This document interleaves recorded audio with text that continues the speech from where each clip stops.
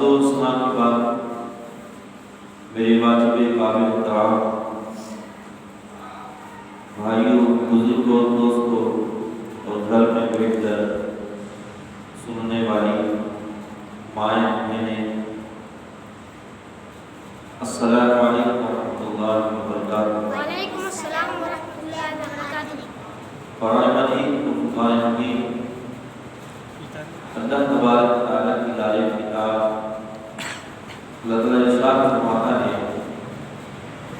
یا الذین آمنوا اللہ وابتغوا الیہ الوسیلۃ وجاہدوا فی سبیلہ لعلکم تفلحون۔ اے ایمان والو، اللہ سے ڈرو اور اس کی طرف وسیلہ تلاش کرو اور اس کی راہ میں جانی و مالی طور پر جہاد کرو تاکہ تمہیں فلاح حاصل ہو جائے۔ یہ مہینہ بڑا ہی پیارا مہینہ ہے اور حضور سرکار غوث پاک عبدالقادر جیلانی رحمۃ اللہ علیہ ان کی یاد کے اندر سینکڑوں مریدین و غلام آپ کی یاد میں 11 شریف کی محفل کو سجاتے ہیں۔ تو آج کے اس موضوع کو آگے بڑھاتے ہوئے سیدنا سرکار غوث پاک عبدالقادر جیلانی رضی اللہ تعالیٰ عنہ کی کچھ کرامات کو آپ حضرات کے سامنے پیش کروں گا۔ اس سے پہلے قرآن کریم کی روشنی میں ہم ایک اہم مسئلے پر گفتگو کریں گے۔ اس آیات مقدسہ میں اللہ تبارک و تعالیٰ جل شانہ نے ارشاد فرمایا کہ اے ایمان والو، اللہ تعالیٰ سے ڈرو اور اس کی بارگاہ میں قرب حاصل کرنے کے لیے کسی وسیلے کی تلاش کرو اور اس کی راہ میں جانی و مالی طور پر جہاد کرو تاکہ تمہیں فلاح ہو جائے۔ اگر کپڑا خریدنا ہو تو کپڑے والے کی دکان پر جانا پڑے گا، اگر لوہا خریدنا ہے تو کسی لوہے والے کی دکان پر جانا پڑے گا، اگر علم حاصل کرنا ہو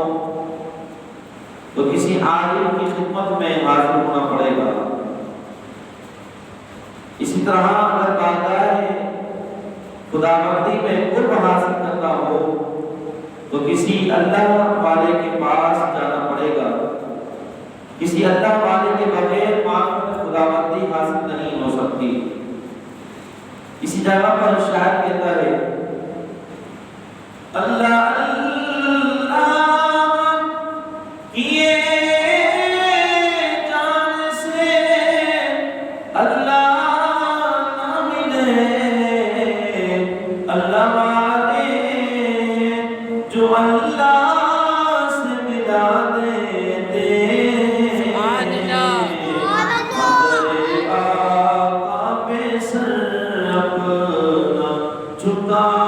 لیتے ہیں، درے آقا پہ سر اپنا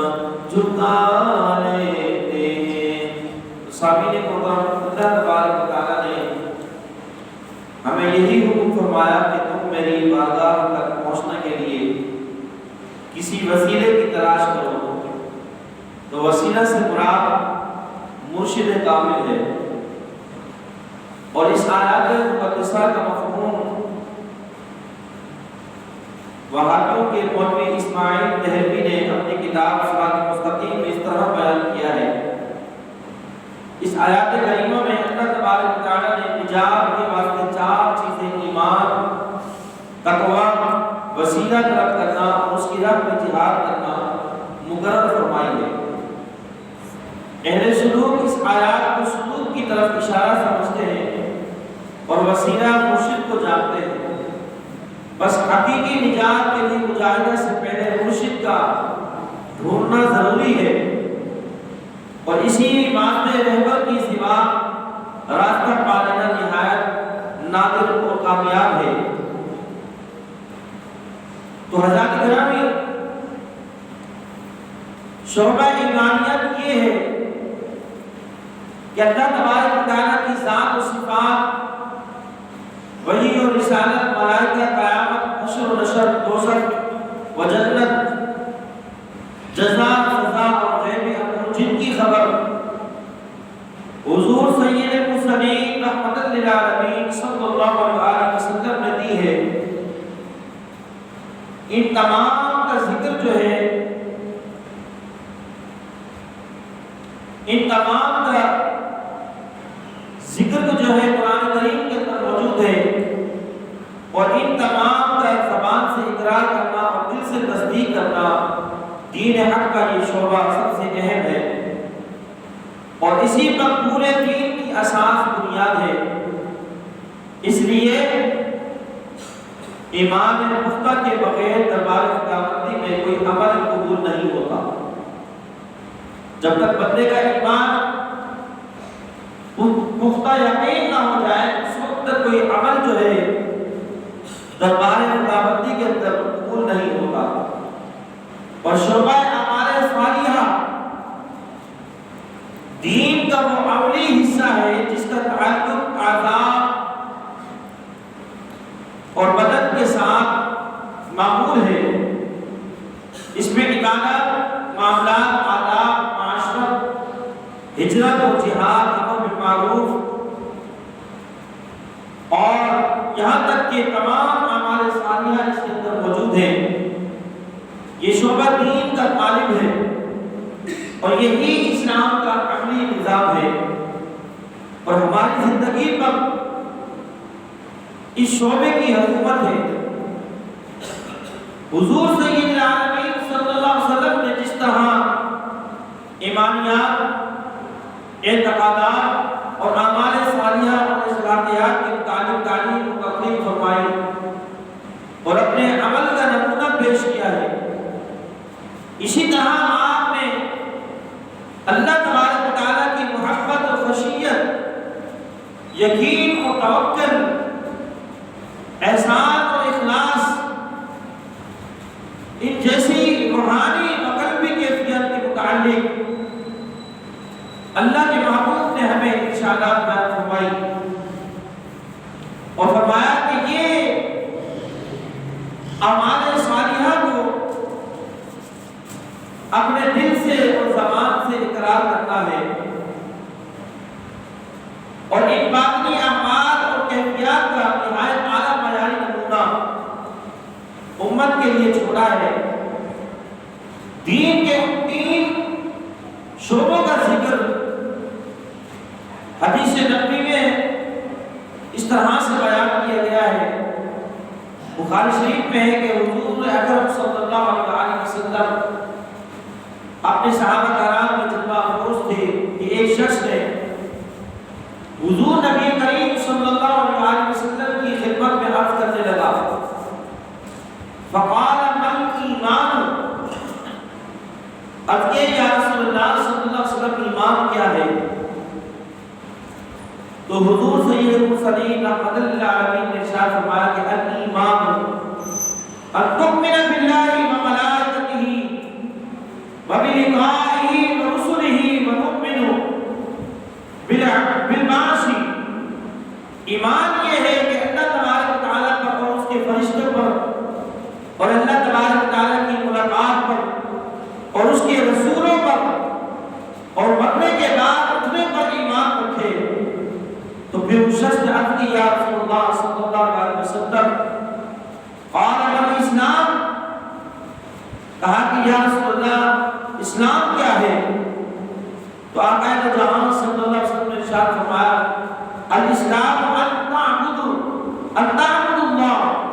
ولا تشرک به وتقیم الصلاۃ وتؤتی الزکاۃ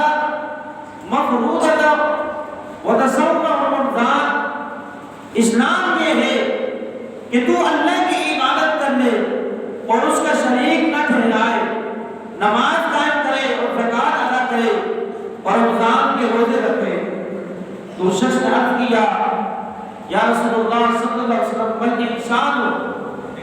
احسان کیا ہے؟ تو سرکار تو عالم صلی اللہ علیہ وسلم نے اس شخص کے اس جواب میں ارشاد فرمایا ان تعبد اللہ کأنک تراہ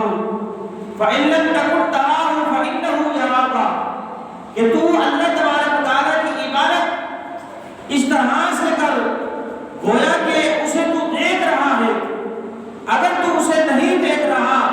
تو اس طرح سے اس رب کی عبادت کر کہ وہ خدا تجھے دیکھ رہا ہے۔ فرمایا کہ بل احسان، احسان کیا ہے؟ فرمایا کہ حضور نے ارشاد فرمایا کہ تو اللہ کی عبادت اس طرح سے کر گویا کہ تو اسے دیکھ رہا ہے، اگر تو خدا کو نہیں دیکھ سکتا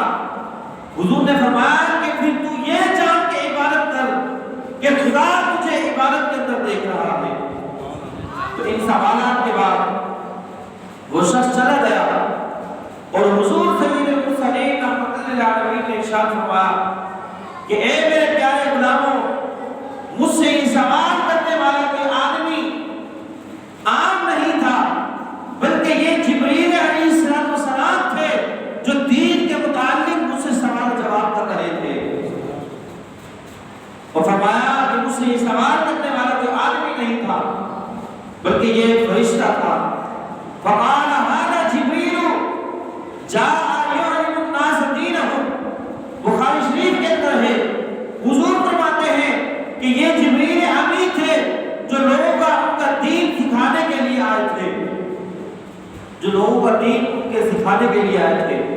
تو سیدنا جبریل علیہ السلام کے ان تینوں سوالوں کا تعلق ان تینوں شعبوں میں سے ایک ہے کہ جن کا تعلق شعبہ ایمانیات سے ہے، اور دوسرے کا تعلق شعبہ اعمال سے ہے جسے اسلام کہا گیا ہے، اور تیسرے کا تعلق شعبہ کیفیات اور روحانیت سے ہے تو احسان کہا گیا ہے جسے۔ تو معلوم یہ ہوا ان تمام شعبوں کو اگر بندہ اپنے دل کے اندر جگہ دے دے، اپنے دل کے اندر اسے منور کر دے تو گویا پھر وہ اللہ تبارک و تعالیٰ کا سچا بندہ بن گیا۔ حضرات گرامی، ایمان اور اعمال کا علم علماء سے حاصل کرنا ہوگا، اور کیفیات روحانیہ یعنی باطنی علم جو ہے وہ اللہ کے ولی سے حاصل کرنا ہوگا۔ تو معلوم یہ ہوا بغیر کسی استاد کے کوئی عالم نہیں بن سکتا، اور بغیر کسی مرشد کے کوئی عامل نہیں بن سکتا، کوئی اللہ کا ولی نہیں بن سکتا۔ تو اس لیے ہمارے لیے قرآن بھی لازمی ہے، سنت مصطفیٰ بھی لازمی ہے، حدیث مصطفیٰ بھی لازمی ہے، استاد کا ہونا بھی لازمی ہے، مرشد کامل کا ہونا بھی لازمی ہے۔ جب یہ تمام رشتے ہمارے زندگی کے ساتھ تعلق جوڑ لیں گے تو گویا ہم زندگی کے اندر صحیح معنی میں اصل زندگی کو گزارنے لگیں گے۔ حضرات گرامی، میں یہاں پر رک کر ایک مثال دینا چلوں کہ ہمارے یہاں معاشرے کے اندر دیکھا جاتا ہے کہ جس طرح سے کسی کارخانے کے اندر کسی اینٹ کو بنایا جا رہا ہو یا کسی پتھر کو بنایا جا رہا ہو، اور اس پتھر کو بنانے کے بعد اسی پتھر کو جو ہے زمین پر لگا دیا جائے، اور انہی پتھر میں سے اگر ایک پتھر کو اٹھا کر مسجد کی دیوار میں لگا دیا جائے یا مسجد کے صحن کے اندر لگا دیا جائے، تو جو لوگ ایمان والے ہیں، جن کا تعلق ایمان سے ہے، حضور کی سنت سے ہے، جس کا تعلق اسلام سے ہے، تو گویا وہ شخص جو ہے جب مسجد کے اندر داخل ہوتا ہے تو اپنے پاؤں کی جوتی کو اتار کر پھر مسجد کے اندر داخل ہوتا ہے۔ کیوں؟ وہ اس لیے کہ وہ پتھر جو ہے مسجد کے صحن میں لگ گیا۔ اب اسی پتھر میں سے کچھ پتھر جو ہے روڈ کے فٹ پاتھ پہ لگا دیا جائے تو ہر شخص جو ہے جوتی پہن کر اس کے اوپر چلتا ہے، دنیا کی تمام گرد و غبار وہاں پر آتی ہے، لیکن پتھر ایک ہی ہے، پتھر ایک ہی ہے۔ تو کسی نے کہا کہ پتھر تو ایک ہی ہے، تو اس پتھر کے اندر اور اس پتھر کے اندر کیا فرق ہے؟ تو میں نے کہا کہ نادانو، یہ تمہارے نہ سمجھ کی بات ہے، وہ اس لیے کہ جو روڈ پر لگا پتھر ہے وہ ایک روڈ سے تعلق رکھتا ہے، اور جس پتھر کا تعلق اللہ کے گھر سے ہے، تو معلوم یہ ہوا کہ اس کی نسبت اللہ کے گھر سے ہو گئی، تو گویا وہ پتھر جو ہے بلند ہو گیا، اس پتھر کا مقام بلند ہو گیا۔ اب اس طرح سے ایک ہی فیکٹری سے بنا ہوا کپڑا ہے، اس تھان کو خریدا اور ایک حصے کو تقسیم کیا، اس نے ایک حصے سے اپنے جسم کے بدن کو اوڑھنے کا لباس بنا دیا، اور دوسرے کپڑے کو جو ہے ہم نے اتارا اور اسے قرآن کریم پر چڑھا دیا، اس کا غلاف بنا دیا، قرآن کریم پر اس کا غلاف جو ہے چڑھا دیا گیا۔ اب جب بندہ قرآن کریم کو اٹھاتا ہے تو پہلے اس غلاف کو چومتا ہے، بعد میں غلاف کو کھول کر بھی قرآن کو چومتا ہے، پھر وہ اس کو کھول کر پھر قرآن مجید کو چومتا ہے، لیکن کپڑا ایک ہی ہے۔ تو اس میں کیا وجہ ہے؟ وجہ یہ ہے کہ اس کپڑے کی نسبت تمہارے بدن سے ہو گئی اور اس کپڑے کی نسبت قرآن کریم سے ہو گئی۔ وجہ ایک ہی کارخانے کا بنا ہوا کپڑا، ایک کو بندہ چومتا ہے اور دوسرے کو پہن لیتا ہے، اس کی کوئی اثر نہیں کرتا۔ تو یہ کیا ہے؟ تو علماء لکھتے ہیں کہ جس چیز کا تعلق کسی بلند سے ہو جاتا ہے، کسی چیز کا تعلق کسی بلند رتبے والے مقام سے ہو جاتا ہے، تو وہ چیز بھی بلند ہو جاتی ہے، وہ چیز بھی بلند ہو جاتی ہے۔ تو گویا قرآن کریم پر جو چڑھا ہوا لباس ہے، جو چڑھا ہوا غلاف ہے،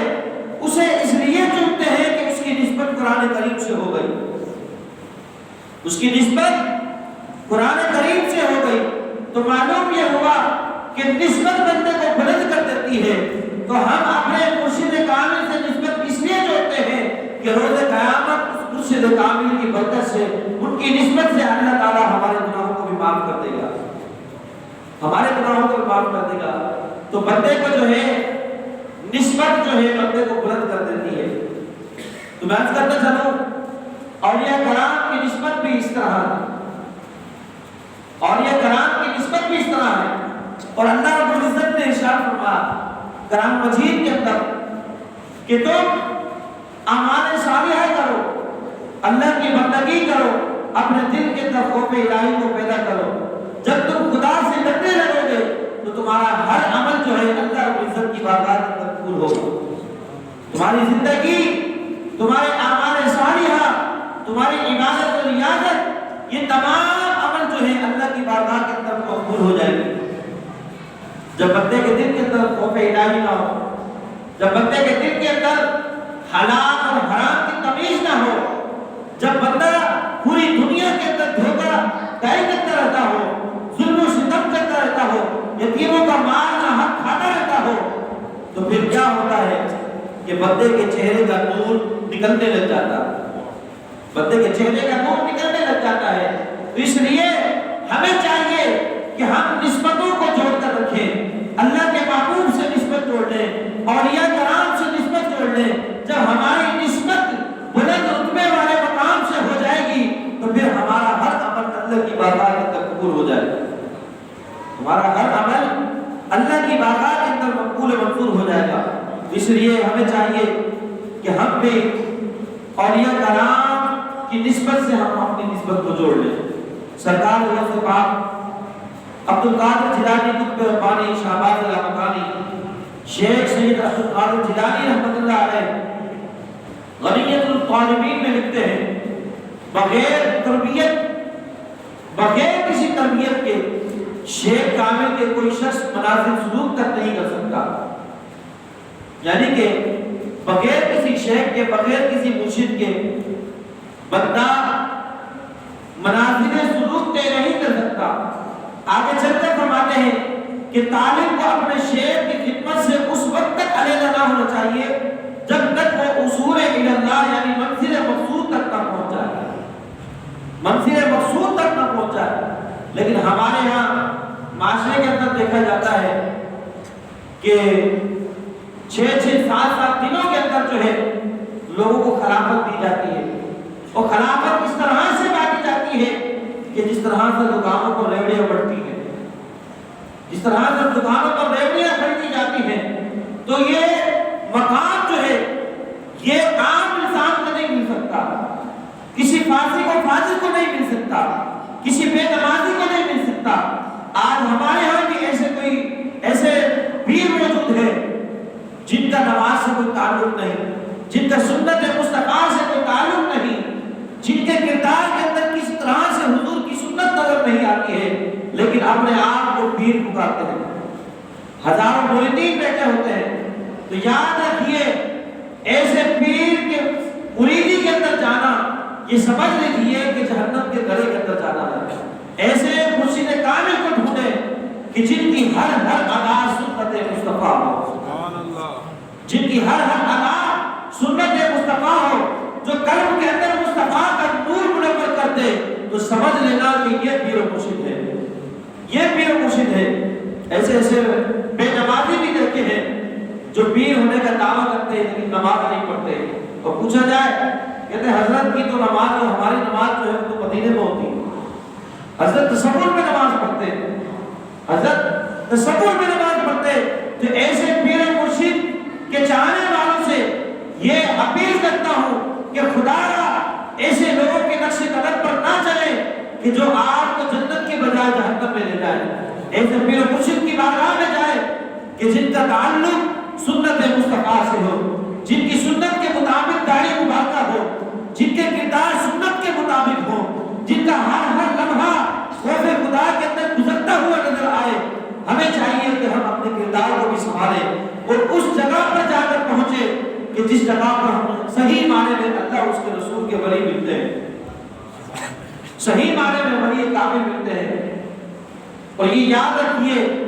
جن پر اللہ رب العزت کی خاص نگاہ کرم ہوتی ہے وہ اپنی ولایت کو چھپاتے ہیں، وہ اپنے مرتبے کو چھپاتے ہیں، لیکن آج تو اپنی ہی ولایت اپنے منہ سے بتائی جاتی ہے، اپنا مقام اپنے منہ سے بتایا جاتا ہے۔ حضور سرکار غوث عبد القادر جیلانی رحمۃ اللہ علیہ کو سبحان اللہ، سرکار غوث پاک ایک ہوتا ہے نا کہ پیدا ہونے کے بعد ولایت کے درجے کو پہنچے، ولایت کا مقام کسی کو ولایت کا مقام پیدائش کے بعد ملتا ہے، اور کوئی ایسے ہوتے ہیں کہ ماں کے پیٹ میں ہو اور اللہ رب العزت کی خاص نگاہ کرم ہوتی ہے۔ تو سرکار غوث پاک جو ہے ولادت کے بعد انہیں ولایت کا مقام نہیں ملا، بلکہ ماں کے پیٹ میں تھے، اللہ تبارک و تعالیٰ نے انہیں اللہ اپنے رسول کے حکم کے اپنے رسول کی تابعداری کرتے ہوئے اپنی زندگی گزارنے کے لیے اللہ رب العزت نے سرکار غوث پاک کو پیدا فرمایا۔ اور یہ یاد رکھیے سرکار غوث عبد القادر جیلانی یہ کوئی عام ہستی نہیں ہے، یہ کوئی عام ہستی نہیں ہے۔ حضور سرکار غوث پاک فرماتے ہیں کہ میرا قدم جو ہے تمام اولیاء اللہ کی گردن پر، تمام اولیاء اللہ،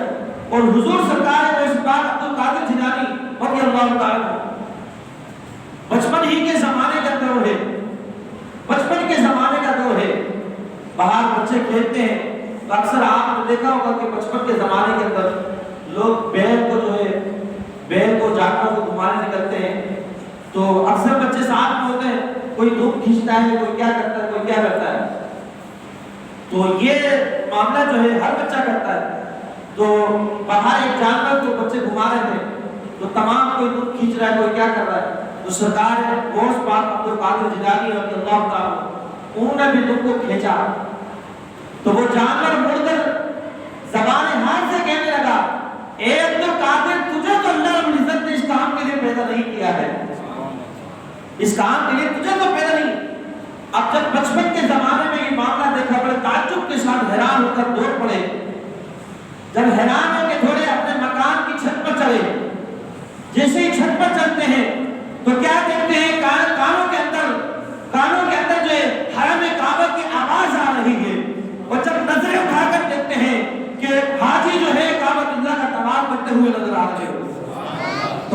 کے زمانے کے اندر ہی آپ کی نظر کا یہ عالم تھا کہ آپ اپنے قدم جو ہے اپنے گھر کی چھت پر رکھ کر کھڑے ہوتے ہیں اور دنیا کے تمام محلات کی رنگ بو جو ہے آپ دیکھ لیتے ہیں بچپن ہی کے زمانے کے اندر. اور جب بوڑھا ایک بڑھیا عورت کا یہ واقعہ ہے, بڑھیا خاتون ہے, تو آپ کے زمانے کی تھی, جو آپ بچپن کا زمانہ تھا اس دور کی تھی. ہمارے یہاں یہ سوچ ہے کہ مسلمان کچھ بن نہیں سکتا. یہ یاد رکھیے جب تک انسان کچھ بننے کی کوشش نہیں کرتا اس وقت تک کوئی کام نہیں کر سکتا. جب تک خود انسان کوشش نہ کرے اس وقت تک کوئی کوشش نہیں کر سکتا. تو ایک بڑی خاتون حضور سرکار کو قادر جیلانی رضی اللہ عنہ کی بارگاہ میں آئی اور عرض کرتی ہیں کہ بیٹا آپ کو یاد ہے کہ بچپن کے زمانے کے اندر ہم آنکھ مچولی کھیلا کرتے تھے. بولیے سبحان اللہ. بچپن کے زمانے کے اندر